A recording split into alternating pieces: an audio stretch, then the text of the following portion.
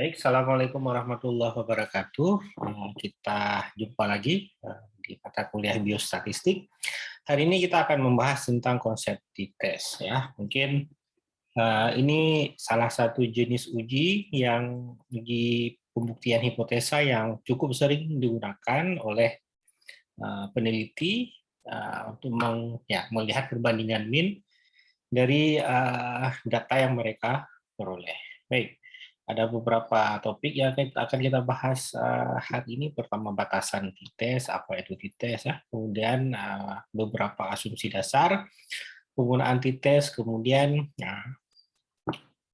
per t-test, independent sample t-test, melalui ANOVA juga nanti, serta interpretasi hasil analisa t-test ya. Itu temanya. Kita lihat pertama dulu terkait batasan ya. Jadi t-test digunakan untuk melihat apakah mean dari dua kelompok berbeda satu sama lain secara statistik ya. Tes ini cocok digunakan untuk membandingkan mean dari dua grup. Contoh misalnya kita ingin melihat apakah beda mean berat badan antara laki-laki dan perempuan. Kita tahu kalau jenis kelamin ada dua. Jadi kalau misalnya kita ingin tahu apakah ada beda ya, misalnya siapa yang lebih berat badannya rata-rata, laki-laki atau perempuan, ya, maka uji yang kita lakukan adalah uji T. Itu contohnya. Oke, kemudian ada beberapa skenario beda mean dari dua grup ya, misalnya ada medium variability-nya, ya, jadi terlihat seperti mean dari dua data ini ya terdistribusi cukup medium ya. Kemudian height ini cukup melebar, sedangkan low itu sangat tipis. Oke, jadi ini skenario saja. Nah, ada empat uji ya, empat uji yang kalau misalnya kita buka program SPSS atau PSBB.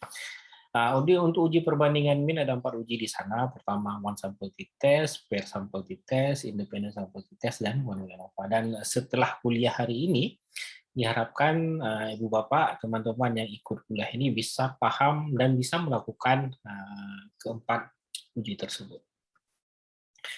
Oke, kita mulai dengan yang pertama dulu, one sample t-test ya. One sample t-test digunakan untuk menentukan apakah nilai mean dari sebuah sampel sama atau berbeda dengan mean populasi yang sudah diketahui sebelumnya. Contoh misal kita ingin tahu apakah tinggi rata-rata remaja dalam sampel penelitian kita. Misal kita buat penelitian di sini di Banda Aceh gitu ya, pada anak SMP dari beberapa SMP. Ya. Nah, nanti kita ukur berat badan, tinggi badan. Nah, setelah kita peroleh data, kita kan bisa cari ya berapa tinggi badan rata-rata anak SMP tersebut ya secara deskriptif. Jadi kita dapatkan. Cuman kita ingin tahu juga apakah tinggi rata-rata sampel kita di Banda Aceh itu sama dengan tinggi rata-rata remaja secara nasional ya. Dan angka secara nasional ini misalnya kita peroleh dari sensus ya, misalnya kita ambil data dari BPS, Badan Pusat Statistik, misalnya disebutkan tinggi rata-rata remaja Indonesia adalah 155 misalnya. Kemudian kita ingin lihat sama atau beda. Jadi kita bandingkan mean rata-rata nasional dengan yang sudah jelas angkanya dengan mean rata-rata sampel atau populasi penelitian kita. Ya. Jadi untuk ini karena cuma satu pembandingnya ya antara data kita, mean data kita dengan mean angka yang sudah ada, kita melakukan uji one sample t-test. Ada beberapa asumsi yang harus dipenuhi. Pertama, variabel harus berupa data numerik, numerik nih, bisa interval atau rasio, dan kemudian asumsi datanya bersifat independen, ya tidak ada hubungan. Jadi ya jelas ya, satu data nasional, satu lagi di Aceh yang kemungkinan kecil yang data nasional itu juga melibatkan anak-anak yang di Aceh yang jadi sampel penelitian kita. Tidak ada outlier. Apa itu outlier? Silahkan lihat dulu kuliah sebelumnya ya. Kemudian datanya harus normal atau mendekati normal. Oke, dan ini bisa kita cek pakai Kolmogorov-Smirnov atau pakai central tendency. Kita lihat mean median modusnya saja. Oke, kemudian bagaimana cara kita lakukan uji di PSPP atau SPSS? Jadi caranya analyze, compare mean, muat sampel t-test. Jadi analyze, kita klik, kemudian keluar pop-up-nya, compare mean, keluar pop-up-nya, muat sampel t-test. Ya. Jadi masukkan variabel yang ingin dites ke test variable. Ya. Misal untuk nilai nasional ingin kita bandingkan atau 162. Ya. Kemudian kita klik OK, keluar output-nya. Ya, ada dua output di sini, deskriptif dan one sample t-test. Kita lihat misalnya deskriptif, ini menunjukkan misalnya variabel apa yang kita tes, tinggi misalnya ya. Jadi variabel tinggi, kemudian n ini menunjukkan jumlah sampel kita, berapa rata-rata sampel kita, min sampel kita itu 159 di sini, standar deviasi dan standar error. Ya. Nah, dari data di atas kita sudah bisa ambil satu kesimpulan. Jadi ada dua tabel biasanya keluar. Jadi pertama deskriptif ini sudah kita bisa ambil kesimpulan. Apanya? Jadi kita bisa menulis laporan statistik itu menurut APA. Ya, jadi kalau misalnya teman-teman di sini terbiasa mendengar APA, ya, sebagai satu cara menulis jurnal atau cara menulis manuskrip, cara menulis citasi dan referensi, APA juga mengatur cara menulis hasil statistik. Ya. Contoh misalnya kalau secara umum di bawah kita bisa sebut saja seperti ini, min atau rata-rata tinggi badan sampel 159 plus minus 7,5 adalah lebih pendek dibandingkan rata-rata 70. Nah, jadi 162. 162 yang kita masukkan di nasional tadi. Ya. Nah, itu kalau secara umum kita bisa tulis seperti ini, plus minus ini menunjukkan standar deviasi. Ingat apa standar deviasi yang sudah kita bahas minggu lalu. Ya, jadi kalau kita mau nulis, harus menulis, misalnya kita mensubmit atau mengirim jurnal yang mensyaratkan bahwa manuskrip ditulis dengan format APA, berarti statistiknya juga harus menggunakan format APA. Kita harus menulis seperti ini. Min atau rata-rata tinggi badan sampel, nah, M-nya, M itu min, ya 159, SD-nya 7,5 dari ini ya. Jadi 7,5, min-nya ini adalah lebih pendek dibandingkan rata-rata tinggi penduduk itu 162. Jadi 162 ini pembandingnya. Baik, itu cara menulis yang pertama. Kemudian kita lihat ujinya. Ya, di sini one sample t-test ada beberapa hal yang perlu kita perhatikan di tabel kedua ini. Yang pertama nilai T itu sendiri. Ya, ini dia nilai T. Kemudian degree of freedom, yaitu biasanya di sini n dikurang 1. Ya, jadi karena sampel kita 1000 orang, kurang 1 jadinya 999. Ya. Kemudian mana p-value? Ini dia. Sig titik total. Itu yang dimaksud dengan p-value yang kita cari untuk membuktikan hipotesa kita. Ya. Jadi di sini terlihat bahwa p-value-nya adalah 0,0001. Jadi sangat signifikan. Ya. Yang lain silahkan penting ya, tapi untuk tahap ini cukup. Nah, ini saja dulu. Ya, test value ini tadi. Ini nilai yang kita masukkan ya untuk rata-rata nasional untuk data BPS misalnya. Nah, karena p-value yang kita peroleh, nah jadi hipotesa yang ingin kita buktikan adalah kalau misalnya p-value lebih besar dari 0,05 kan H0-nya diterima. Kalau lebih kecil ditolak. Ini karena lebih kecil dari 0,05 berarti ditolak. Artinya apa? Ada perbedaan min. Ya, antara ada perbedaan min tinggi antara sampel kita dengan tinggi rata-rata nasional menurut data BPS BPS Biro Pusat Statistik. Jadi itu kesimpulannya. Ya, jadi karena P, saya ulang sekali lagi karena P value lebih kecil dari 0,05 ini, jadi kesimpulannya ada beda. Ya.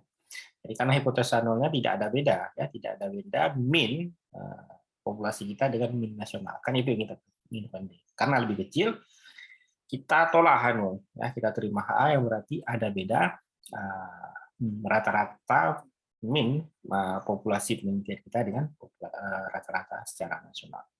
Oke, terlihat sebelumnya memang nasional itu 1,2, sedangkan di populasi kita cuma 159. Oke, bagus, itu uji pertama. Ya, bagaimana cara kita tulis laporan singkatnya? Nah, kalau mau simple bisa seperti ini. Ya, misal tinggi badan sampel lebih pendek secara statistik dibandingkan tinggi populasi umum. T ini menunjukkan uji T. Jadi untuk uji T semua lambangnya adalah T. Baik one sample t-test, dependent sample t-test, independent sample t-test, 3 uji tadi lambangnya T. Ya, jadi kalau misalnya teman-teman nanti melihat T, itu berarti dilakukan pakai uji T. Salah satu dari 3 tadi. Ya, yang mana ujinya tinggal kita lihat saja apa penjelasan sebelumnya. Contoh di sini tinggi badan sampel lebih pendek secara statistik dibandingkan tinggi populasi secara umum. Oke, berarti one sampel karena dia bandingkan sampel kita dengan tinggi populasi yang datanya dari BPJS.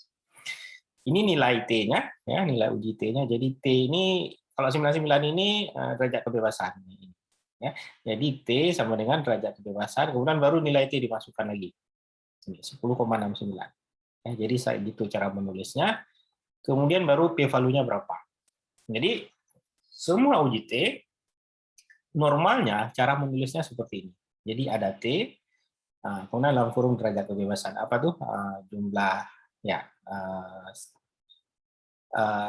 derajat kebebasannya, degree of freedom-nya, kemudian nilai T-nya berapa, koma baru p-value. Oh ya, p-value jangan tulis 0,000.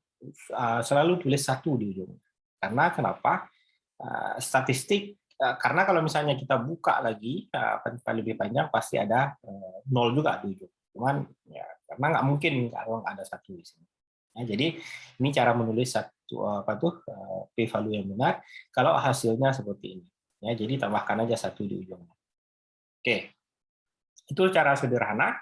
Detailnya seperti apa bisa kita tulis seperti ini. Uji one sample t-test. Berarti kita jelaskan jenis ujinya ya. Uji one sample t-test dilakukan untuk menentukan apakah tinggi badan dari subjek penelitian berbeda dengan tinggi badan masyarakat. Ya, di mana berdasarkan sensus ya kan, sensus BPS misalnya. Mana berdasarkan sensus tingginya adalah 162. Data tinggi badan dari diskusi secara normal diuji menggunakan uji Kolmogorov-Smirnov. Ya, jadi normal dianggap jika p-value-nya lebih besar dari 0,05 dan tidak ditemukan outlier. Ya, diinspeksi dengan menggunakan black spot. Ingat juga bagaimana cara melakukan black spot minggu lalu. Rata-rata tinggi badan adalah M, ya, rata-rata M-nya 159,45, standar deviasinya 7,51. Dari sampel lebih pendek dibandingkan populasi, dibandingkan rata-rata tinggi populasi, itu 1,2 cm. Dan berbeda secara signifikan secara statistik. Nah, jadi ini kita tulis, ini perbedaan perbedaan min-nya 2,58, dari sini kita ambil, 2,54 ya. 2,54, kemudian 95% confidence interval. Nah, di sini nilai minusnya belum menunjukkan apapun ya, mau plus mau minus ini cuma pengurangannya saja. Ya. Jadi 162 dikurang 159 kalau populasi kita kan 2,54 ya, ini dia. Baik, kemudian 95 confidence interval dari minus 2 sampai 3 ya, jadi di sini minus seharusnya. Kemudian T999 ya, tadi sama ke di atas, ini nilai T-nya dan ini nilai p-value-nya. Oke, jadi ini cara menulis laporan lengkap sebuah uji kalau mau dilakukan. Kalau mau simpel bagaimana boleh seperti di atas, tapi kalau mau lebih detail boleh di bawah. Jadi kalau Anda tulis tesis bisa seperti ikut cara seperti ini, tapi kalau nulis paper, nah ini nggak perlu. Ya, nulis jurnal manuskrip misalnya untuk publikasi di jurnal internasional, Anda cukup tulis seperti ini saja. Jadi ujinya nggak perlu dijelaskan apa, kemudian normal atau tidak, itu nggak perlu dijelaskan lagi. Ketika Anda pakai uji T, orang sudah baca asumsi bahwa Anda sudah melakukan uji Kolmogorov-Smirnov dan nilainya normal. Ya, karena ini by default, istilahnya orang mau sembahyang, wudhu sudah pasti. Ya, ini juga dalam statistik. Tapi kalau untuk belajar, silahkan. Oke, per sample t-test dikenal juga dengan, ini yang pertama ya, mau sample t-test. Yang kedua kita lihat per sample t-test. Ya. Dikenal juga dengan dependent sample t-test. Jadi kalau ada yang bilang per sample atau dependent sample itu sama saja. Ya, digunakan untuk membandingkan mean dari dua grup yang berhubungan dan keduanya punya data kontinus. Ya, jadi ingat membandingkan mean dari dua grup yang berhubungan. Nah, apa itu hubungan? Datanya orangnya sama. Ya. Misal kita mau membandingkan nilai peserta pelatihan sebelum dan sudah pelatihan. Misal nanti ada ibu di sini buat riset, nanti mau intervensi, edukasi pasien terkait dengan penata laksanaan sederhana hipertensi di rumah, misalnya. Atau perawatan luka mandiri di rumah, misalnya. Ya, bagaimana caranya? Jadi sebelumnya Anda tes dulu, ya, lihat berapa rata-ratanya, misalnya ada 30 orang, ada 50 orang. Kemudian setelah Anda latih, Anda lihat lagi nilainya. Atau sama kayak kuliah hari ini misalnya. Ya, sebelum kuliah saya kasih nilai pre-test dulu, kemudian kita kuliah, setelah kuliah nanti jam 12 saya kasih nilai post-test misalnya. Itu kalau saya mau lihat apakah nilainya naik atau turun, itu saya lakukan uji per sampel test. Ya, jadi orang yang sama di nilainya, orang yang diambil nilainya adalah orangnya yang diambil nilainya adalah orang yang sama. Saya bilang tadi, cuma waktunya saja berbeda. Jadi yang pertama diambil sebelum, yang kedua sesudah intervensi. Asumsinya lebih kurang sama, ya. Jadi variabelnya harus numerik, ya, bisa interval atau rasio. Kemudian variabel dependennya harus terdiri dari dua grup, ya. Jadi dan harus berhubungan satu sama lain. Ya, jadi orang yang sama atau orang yang disamakan. Kemudian asumsi tidak ada outlier dari kedua grup. Nah, yang keempat, variabel dependen harus normal atau mendekati normal. Oke, caranya, contohnya misalnya kita punya 121 peserta training dengan bipolar, ya, tentang bipolar. Sebelum training, peserta diberikan kuesioner untuk menguji literasi mereka tentang bipolar. Setelah training, kuesioner yang sama kembali diberikan kepada mereka, kemudian skor jawaban mereka dimasukkan dalam SPSS atau PSBB dan ingin melihat beda skor pengetahuan mereka sebelum dan sesudah training. Jadi caranya kita buat pakai PSBB di sini, klik analyze, compare mean, per sampel test, masukkan nilai sebelum dan sesudah, ya, nilai sebelum, nilai sudah untuk semua orang, nah, dan ini hasilnya. Ini contoh, nilai rata-rata sebelum itu 80, nilai rata-rata sesudah itu 81. Ini deskriptif. Kemudian per uji T-nya sendiri ini yang keluar, ya. Nah, jadi ya, langsung saja kita lihat 3 di belakang ini. Ya. Pertama memang bisa berapa naiknya, ya, cuman 1,86. Ya, jadi sedikit sekali naiknya, tapi yang perlu kita lihat sebenarnya di sini. Ya. Nilai T aja lah 5,85, derajat kebebasan 120, ya, kemudian P-value-nya 0,01. Jadi kesimpulannya seperti apa? Ya. Dari deskriptif kita lihat ada nilai min, ya, deskriptif sebelumnya ya ada perbedaannya 80 ke 81. Kemudian di bagian vertices kita lihat T, DF dan P-value. Ya. Kita lihat tiga ini, T, DF dan P-value. Ya. Kemudian di sini terlihat P-value 0,01 berarti H0 ditolak, yang artinya ada peningkatan nilai yang signifikan sesudah training dibandingkan sebelum. Ya. Kalau kita laporkan, formatnya sama kayak tadi, T degree of freedom sama dengan P-value. Kemudian P sama dengan signifikan level. Contohnya T di sini 120 derajat kebebasannya, nilai T-nya dan ini P-value-nya. Jadi akhirnya ambil kesimpulan memang oke, training ini memang bisa meningkatkan pengetahuan mereka. Walaupun yang naik sangat sedikit gitu ya, cuma rata-rata naiknya 1,8. Tapi karena semua naik, maka dianggap ada efek atau ada perubahan ada dari sebuah intervensi yang dilakukan. Oke, yang ketiga independent sample test. Ya, yang ketiga independent sample test. Uji ini digunakan untuk membandingkan mean dari dua grup yang tidak berhubungan dan keduanya punya data numerik. Nah, contoh misal kita dari awal tadi ada saya kasih contoh ya. Kita ingin membandingkan skor depresi laki-laki dengan perempuan. Jadi depresi kalau misalnya Anda pakai kuesioner DAS 21 atau back depression scale misalnya, itu kan skala penilaiannya kan dalam bentuk skala Likert. Jadi kalau sudah skala Likert, kalau data nilainya digabung, ya kan, di sum misalnya, itu kita akan dapatkan nilai berupa angka numerik. Ya, misalnya ada nilai minimal itu 7, paling rendah itu 7, misalnya paling tinggi nilai skornya misalnya 50, gitu. Tergantung jumlah pertanyaan, ya kan, atau opsi dan opsi jawabannya. Jadi kita ingin lihat ya apakah, dan biasanya gini, ada yang makin besar skor makin tinggi stres atau penyakitnya, atau makin rendah makin tinggi skor. Jadi tergantung scoringnya. Maka kita harus hati-hati, harus pastikan bagaimana scoringnya ya untuk data numerik ini. Kita ambil contoh yang sering umum, misalnya makin tinggi skor makin berat juga penyakit. Ya. Nah, di sini kita ingin membandingkan skor depresi lagi-lagi dengan perempuan. Ya, atau bahasa sederhana yang sering dipakai mahasiswa, kita ingin melihat apakah ada hubungan jenis kelamin dengan skor depresi. Gitu. Ya, jadi kalau skalanya numerik, ya udah biarkan numerik, nggak usah dibuat jadi kategori. Ya, misalnya depresi ya tidak, jangan. Jadi kalau numerik dan di kuesioner asli dia sudah sebutkan makin tinggi skor, makin berat depresinya, sudah pakai itu saja. Jadi nggak usah dibuat misalnya diambil nilai tengah gitu ya. Kalau misalnya kayak tadi saya bilang paling rendah 10, paling tinggi 50, jadi diambil cut off-nya 30. 30 di atas tinggi, 30 ke bawah rendah. Nanti nggak fair ya, karena misalnya antara ada yang skor 29, ada skor 31. Ya, padahal bedanya kan 2.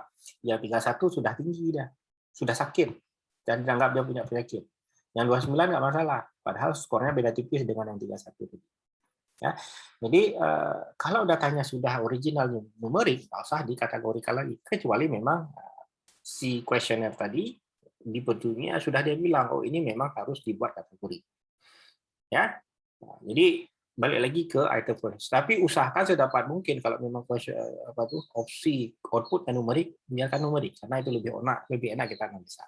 Ya, jadi jangan semua dibuat ke chi-square, semua chi-square. Ini kebiasaan juga. Ya. Oke, kemudian nah di sini balik lagi misalnya kita ingin membandingkan skor depresi ya laki-laki dengan perempuan ya atau bahasa awamnya melihat apakah ada hubungan. Ini kalau sudah dibuat kategori sebenarnya ya antara depresi dengan jenis kelamin. Ya. Grup yang dibandingkan hanya 2 ya laki-laki dan perempuan. Kalau lebih dari 2 grup berarti kita pakai one way ANOVA. Jadi dengan kata lain one way ANOVA itu adalah uji lanjutan dari independent sample test. Bedanya cuma satu. Ya. Berapa grup yang mau dibandingkan? Kalau cuma 2 grup, independent sample test. Lebih dari 2 grup, one way ANOVA. Sudah. Jadi misalnya ada 4 grup. Kita ingin membandingkan misalnya tingkat stres antar 3 profesi. Misalnya ada perawat, ada dokter, ada bidan. Misalnya. Kita membandingkan siapa yang skor stresnya paling tinggi. Nah, ini bisa kita gunakan uji one way ANOVA. Tapi kalau misalnya kita cuma bandingkan perawat sama bidan saja, kita cukup pakai independent sample test. Ya, jadi itu bedanya. Nah, ini asumsinya bisa dibaca sendiri ya, harus dependent variabelnya ya. Variabel dependent harus berupa numerik ya. Interval atau rasio, kemudian ya independennya terdiri dari 2 kategori ya yang tidak berhubungan. Misalnya laki-laki sama perempuan, hitam putih ya tidak dan sebagainya. Ya, kemudian observasinya harus independen, tidak ada hubungan antara kedua grup, tidak ada outlier, harus normal atau mendekati normal datanya, kemudian datanya kalau bisa homogen. Ya, dan ini bisa dilakukan dengan uji Levin test for homogeneity.